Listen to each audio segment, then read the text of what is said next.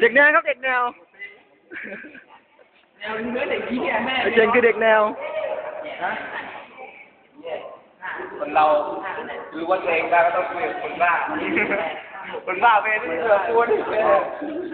เป็นงั้นไปไม่บ้ามึงอยากว่ามึงโจ๊กเลยไหนมึงต้องเทียบกับคนหล่อก็ต้องหา อะไรใช่ไหม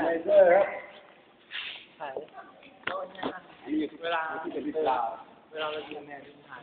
นี่เป็นวิดีโอหรือเป็นกล้องไงอ้าวนี่ ทะลึ่งฮะถ่ายอะไรอ่ะเห็นเที่ยวน้องอันนั้นน้องอันดำๆอ้วนนั้นถ่ายไว้ข้างหลังจริงเหรอป้ารู้เลยอ้วนดำๆนะอ้วนดำรอบเดินกับพี่ดูพี่จอมอยู่ไหนวะพี่จอมอยู่ไหนวะถามอยู่คนเดียว อันนี้กล้องแม่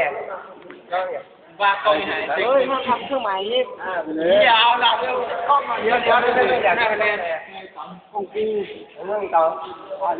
โอ้ย ถึงดี ได้ถ่ายงาน โอเคดี